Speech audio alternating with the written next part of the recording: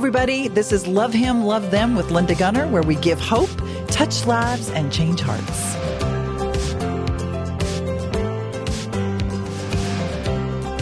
Hi, everybody.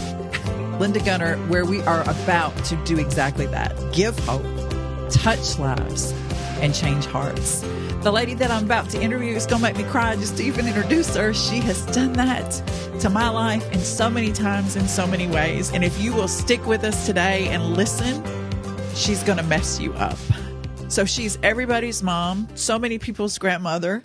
She has the love of Jesus oozing out of her nose, ears, mouth, and everything else. And so it is my honor. Stay with us today because you are going to get a nugget that you're going to want to chomp on and chew on for a while.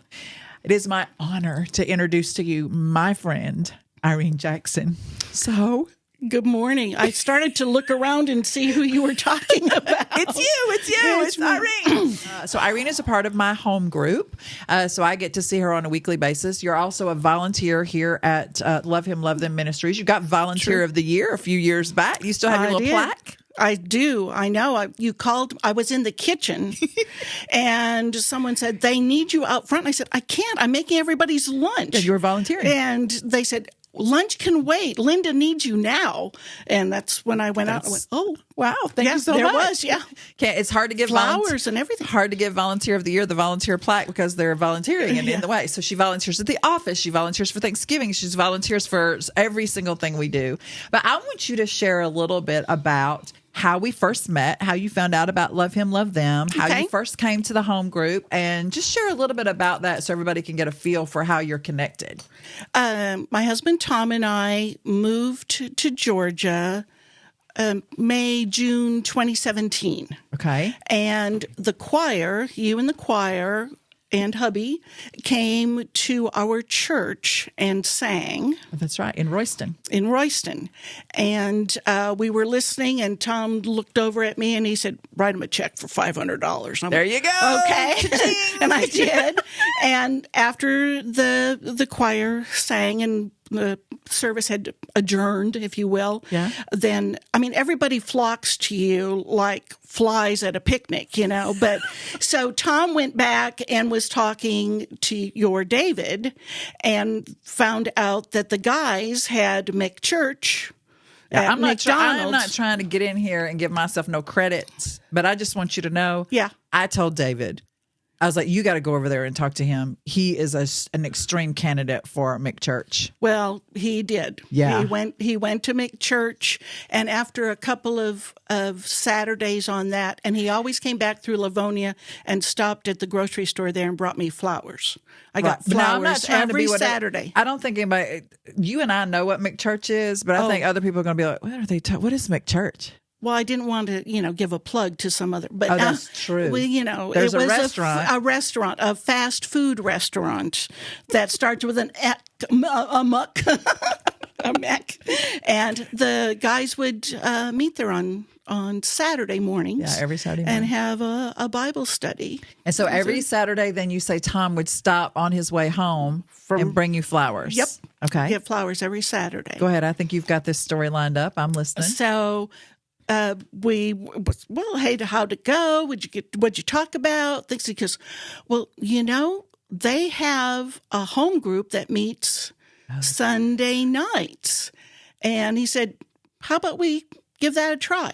I said, well, yeah. We hadn't really connected much with anybody or any group here at our local church. Right. I said, okay, yeah, sure. So I walk in. With your cowboy boots. Oh, well, did I? Yeah, girl. I remember very clearly. Was Go it ahead. the turquoise ones with the rose? I'm pretty sure. Okay. Yeah, I want to see if you remember it the way I remember it. So well, I remember then walking through your dining room and then walking into the kitchen, and you're there frying massive amounts of chicken for the musicians to take back to their school. Barnes, yeah. And you were frazzled, not as statuesque and lion-esque as you were normally. And you're frying chicken, and I looked, oh, what is this, Grease 3 or something? And you said, and yes, and I've got to finish up on the dinner for tonight for everybody. And I said, oh, that has got to stop. And that was before I even knew your name. Oh, yeah. And I just walked in and took over, and I went, Irene, Carol. I mean, and I said, there is no reason why we can't all help with the Sunday night meal. And you kind of looked at me and just went, where have you been all my life? Exactly. Kind of what a concept. And so it's kind of been downhill and uphill and yeah. So you then, I remember you were going through my drawer, which everybody else does, but it was your first time there. You were in my drawers and getting spoons and setting everything up. And from that day on, that's why you were Volunteer of the Year. That's exactly what you've done. That's what organizations need, is someone that will come in. I do this sermon on see the need, be moved by the need, and then meet the need. Mm-hmm. And you are amazing at that, right? You are a person that doesn't want to have to micromanage people's dream, because you just see it, you get it, you get it done. You're doing that right now with the blankets. Tell everybody about, do you remember your first Thanksgiving that you participated with us? So we're about to feed 3,000 people for Thanksgiving. And that's quite a feat. I'm trying to remember if my first Thanksgiving, what year that was, truthfully. Right. Must have been 2018. No. Or 19. I think it would have been 19, because 2018 I was otherwise occupied. All right. So let's just go to that for just a second, because there are going to be a lot of people that are in your position or about to be in your position right now. We're all going to be in my position. Right. And I want you to address that, because that is an audience that needs to hear, especially with the joy that you have. They need to hear your story. So let's just hone in on that. Forget about Thanksgiving. Okay. So that amazing man that brought flowers every Saturday afterwards. Tell us a little bit more about him and what's going on with that now, and why 2018 was a little different for you. Well, everybody liked him. I mean, he had a great personality, but of course I'm more than slightly biased. Yeah. And all, but you obviously have met him, and our sound engineer, knows him well and everything too. But and he plugged into that home group and to that that men's group, and that ended up having quite a factor in his life and in your life. Yeah, it did. And we went back to Texas, and he had not been feeling well and wanted to go see his former gastroenterologist back there. And so he was able to get an appointment. I mean, oh my gosh, well, you don't live here anymore. You've lived in Utah where you pastored a church, and now you live in Georgia, and you want to see your gastro in New Braunfels, Texas? He goes, yeah, that's about right. And so we got an appointment, and he went and saw the nurse practitioner, and she said, well, I'm going to do some lab work, and I want to order a CT scan. We got those things done the same day as the appointment. Crazy. Same day as the appointment. Yeah. And so a couple of days later, Tom got the phone call. We were staying with friends, and he said, I need to see a urologist and an oncologist as soon as possible. And I said, okay, I'll go pack. Well, right. Knew it wasn't going to be in Texas. Right. And he says, no, let's wait a day. He wanted to see the grandkids and our daughters and family and friends there. And while we were driving back then, I think it was like a Thursday, we got a phone call from our local doctor, and I said, okay, I've got appointments with the urologist, Dr. Belknap, and the oncologist, Dr. Thomas, and they're next week, Monday and Tuesday. Whoa, dude. Yeah, everything is moving very fast. And saw Dr. Belknap, the urologist, first, and he said, okay, there's some minor stones, almost gravelly. And he says, whatever's going on with him, it's not urology related. Okay. So then we saw Dr. Thomas, the oncologist, and he wanted to do needle biopsy. Okay. And came back and said, well, it's kind of inconclusive because you're trying to biopsy tissue paper. I mean, it's just so thin. Right. There's just not much there to snag and to do. So then we had another procedure, and I forget what you call it. Our other nurse friend would know exactly. Yeah. I'm sure she's sitting in the back room going, screaming it out. This is what it is. Irene, this is what it is. Thank you, Shirley. And I can't remember. She'll put it in the comments. Yeah, I'm sure. Please. And we went back to see the oncologist, Dr. Thomas, and that was like the last full week, if you will, in October of 2018. And Tom was told that he had a tumor right before the liver, as well as colon cancer. And it obviously had to have been fast growing because I was a nag about him getting his, every 3 years, the colonoscopies and exams. And right. I mean, I've got notebooks and I was his medical records clerk about every office visit and medication and immunization and everything. But there was a tumor before the liver, and Dr. Thomas said, well, maybe if Dr. Shirley can stent around that tumor so the chemo medication can get processed through the liver, then maybe. And Tom's daughter, Deborah, went with us. Right. And we didn't even talk about it. And Tom goes, no, I don't want to do that. And both of us kind of did the exorcist head twist and looked at Tom, and he said, there's too many maybes, too many ifs. And Dr. Thomas said, he said, I appreciate that. He says, your quality of life can be so impacted by people that are taking chemo or radiation. And we'd seen it with other friends. And Tom says, I just don't want to do that. So then he says, I'll notify hospice. And so Tom became a hospice patient the last Monday in October of 2018. So I just heard Smith Wigglesworth, one of my favorite pastors, say, if we knew where we were going and we were sick and someone offered us a pill or a surgery, we would refuse it because we know what's on the other side. We know what we know. Why would we want to prolong staying here? And this is the first time I've ever heard it put that way since I've heard that of someone who knew where he was going and said, Yeah. No, I'm good. I'm good. I know where I'm going. Yeah. And there's so many supernatural things that happen after that. And also, just as a plug for a home group, as far as, you're new in town. Basically. Been here a little over a year. Right. But your roots were in other places. Yeah. But having people around you during that time, I just want you to share a little bit about that. I especially would love for you to share, if you feel comfortable, about what happened. Because you and Tom were such lovebirds. I mean, it was a little ridiculous. I know. Well, that's what you have to tell. And I'm sorry that Rodolfka couldn't see that. She should have seen that lovey-doveyness because she thinks when you get old, your marriage is no more. But I just want you to share a little bit about what it feels like to have that support, and how are you so strong now? Because Tom did end up passing away. Oh, he did. He became a hospice patient that last Monday in October of 2018, and then he passed away November 18th, right before Thanksgiving of 2018.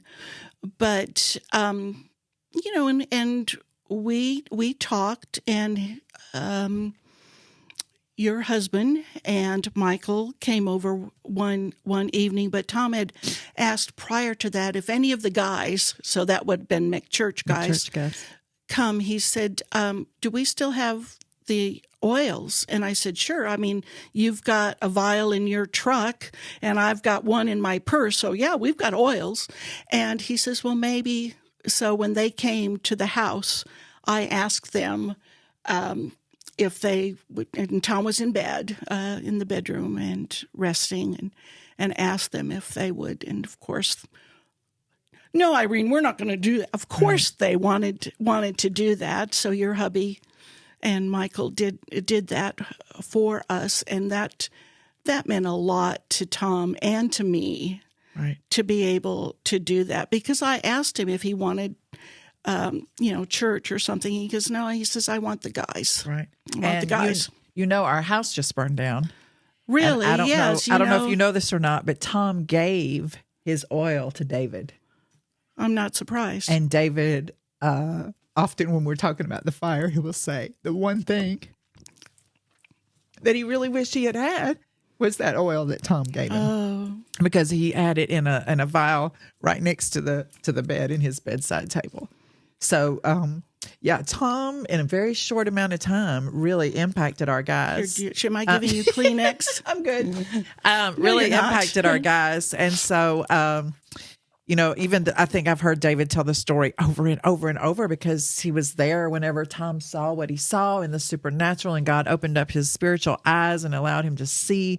And the stories are just amazing. And I think one of the most amazing stories is Tom died. What day of the week was the 18th? Sunday. Okay, so Tom died on a Sunday evening because I messaged you and said, I'm not going to be at home group.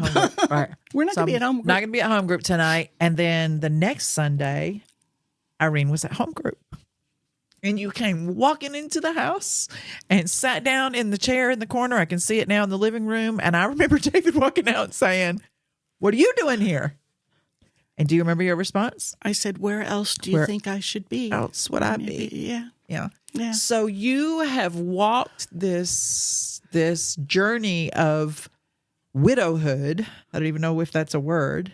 I think it is. In such a manner that as far as books or tapes or podcasts, I don't think anybody else could share. I mean, I've never in my life seen someone walk it out the way you've walked it out. And I it's just such a tribute to your faith and your trust in what you believe. And I just would love for you to have this opportunity to this audience to share why is that? I mean, what do you have that others don't have? And what is it?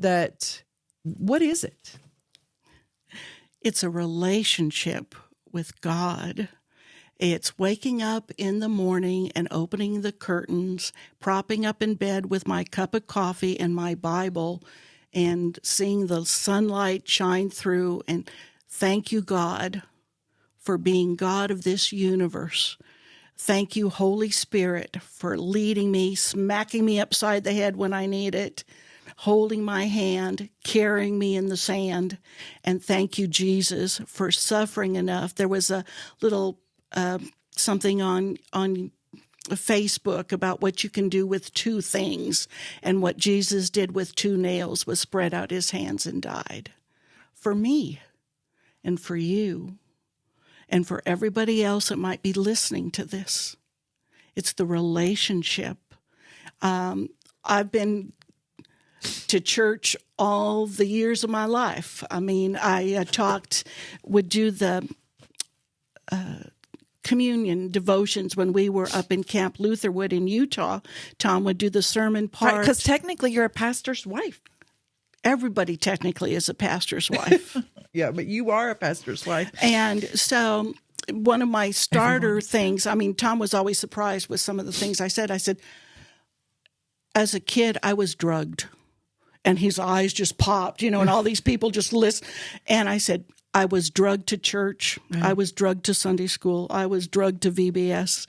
I was drugged to church, And then I believe I went to a parochial school, little community about the size of Royston, and went to a Christian school, 6th, 7th, and 8th grade. And I remember church was not locked. And so after school, because I walk home, I'd go up and I'd sit up in the balcony. Wow. And 6th, 7th, 8th grade, sit up in that balcony and the light, and this was in North Dakota, so sometimes after school it was starting to get a little dark, but the light just streaming through those stained glass windows. Yeah. And the one of Jesus holding the lamb. Right. And Jesus is the lamb. What did he think that last Lord's Supper that he wanted with his special friends? And what are they commemorating? The Passover. And it was the shedding of the blood of the Lamb that they spread around the lintels and their doorposts. They were celebrating that, how the angel of death passed over them because of the blood of the Lamb that was on their doors. And here is Jesus with his special family, his special friends, celebrating the blood of the Lamb, and he's the Lamb for us. Right. And so apparently it really works for you. Right? So many people say, "Oh, I tried that. I tried Jesus." I mean, there's so many people, not just people who have lost their spouses, but who have lost their children, who have lost loved ones. And, Jesus doesn't seem to be enough for them. What is the difference in the way they're handling things and the way you're handling things? Why is that? For me, it's that this is just the blink of an eye as opposed to an eternity. Okay. That's, if God calls me home this afternoon, okay. I'm like, oh, shoot, I don't have my checkbook balanced and the laundry needs to be done. But what the heck? Somebody will take care of that because I know where I'm going to be. Right. Just like where Tom knew he was going to be. Right. Because later that Sunday afternoon, he was weak. He'd lost a lot of weight, and he was in bed, and his legs started moving like he was pedaling a bicycle or something. And I thought, oh gosh, he's having leg cramps. Yeah. I went right away to get the lotion that I put on it, and Deborah goes, "That's his daughter." She touched my arm, and she goes, "No, Mom, look, he's walking." And he was just flat on his back, and legs were kind of lifted up above the mattress, and he was making that motion like he was walking. Yeah. And looking up into the corner of the bedroom. Yeah. And Deb and I were on the side of the bed closest, and I'm holding his hand. And at that time, she was music director at the church here, and we were singing praise choruses and hymns, and she came right after church to be with us. And his oldest daughter, Diane, from Texas, was visiting, wanted to see her daddy. And so she was there in the bedroom with us, and one of Deborah's daughters, the youngest, Sierra, was there with us. And so we're all singing hymns and choruses. We were all singing the same song, not necessarily the same verse at the same time, but we were all singing. And I let go of his hand, put his hand down, and went around to the other side of the bed and kind of leaned across, and I said, "Tom." And he stopped his gaze and looked at me, and I was startled because it was all pupil. I mean, you couldn't see those pretty brown irises. It was all, his eyes were just huge. Yeah. And it frightened me. At first I went, "Tom, what do you see?" Because, you hear things, well, I saw my great-grandmother, I saw, the escalator steps, something. And he just said, "Glory." Mm. And that's what he was walking towards. That's what he was walking towards. He was walking towards glory. And I went, I better not interfere with that. and I, got up and went back around and hung onto his hand. And one of the young men that spoke at Tom's service, big old dude, he's got to be 6'5", and he and Tom canvassed around the church in Texas. And they invited me after things kind of settled down to come and see them, which I did, and spend the night. And we got up next morning and we were sitting there having coffee, and he shared with me, and I mean, tears are just streaming. He goes, "Miss Irene," he says, "I've been trying to minister to a man that he works with." And he said his son was dying, and he was trying to minister to the daddy.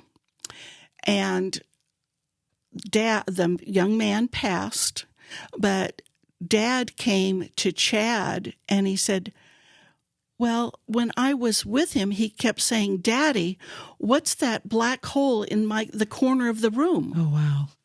What is that? Why is that there? What's wrong? And Daddy didn't really know how to answer him, answer his son, who was, I like to say, transitioning but from this life to the next. And so, Chad, big old tears just streaming down his cheeks. And he goes, Miss Irene, I just didn't know what to tell him other than God is the one that makes not us. But hearing that from Chad and then experiencing being there to be a part of what Tom experienced, I mean, I hate to say it's night and day, but it's night and day. It is. Yeah. And so you now have a ministry to, I mean, anytime I hear of somebody that has lost their spouse or like that person had lost you've walked through it and you've walked through it well. And we continue. Some days. Yeah. Well, I think there would be something. One thing I want to tell anybody, whether they're in my situation right now or older, younger, don't let anybody tell you, oh, you're a year out. You should be over this by now. Okay. That is so wrong. So wrong. Don't ever let anybody tell you how you should deal with your grief. Wow, that's good. I mean, there's this Kubler-Ross 7 stages of grieving, that I studied in my sociology classes and stuff, and where you finally get to acceptance. Well, you can get to, I'm almost 5 years out, right. But, most days I'm in acceptance, but some days it's like, oh, crap. Right. Exactly. And sorry, now can I say that? You can say whatever you want. But, like Sunday nights, driving home. Sometimes, yeah. Driving home from your place for home group, and there's all the couples. Yep. Whether or not they're, happy couples or not. Lovey-dovey couples or, they're still stupid couples. Yeah. You go to your room, I'll go to whatever that is. Right. But they're still going together. Right. And then it's the dusk, the twilight, and the house is empty. Yep. And I may have the lights on because I don't like coming home to a dark house. Right. But it's still, there's that emptiness. Yeah. And, I've heard people say, well, I've walked around and I feel this presence. Tom is not there. No, I hope not. Tom is his spirit, whatever. I mean, I haven't found a white feather or something. I've stopped washing and ironing his shirts. I did that for several months. Really? Mm-hmm. That's interesting. Yeah, because I liked doing that for him. Yeah. But, and baking cookies and, I need a taste tester and taking a glass of milk and the cookies and right. What do you think? Oh, I think I might need some more to really see if they're good or not, Thank you. And peanut M&Ms. Yes. My Tom liked peanut M&Ms. Your hubby likes peanut M&Ms. Yeah. And I'll sneak him sometimes. You do sneak him some. And I never know about it until I see him. And they're not, because they're not for you. They're for him, me, Stuff, you are amazing. You are a gift to so many. And you are what has touched so many of our lives. And so our time is up. And so we are going to say goodbye and good night, Irene. Goodbye, Irene. And we will have Irene back to share some of the other ways that she's able to love him and love them. Thank you.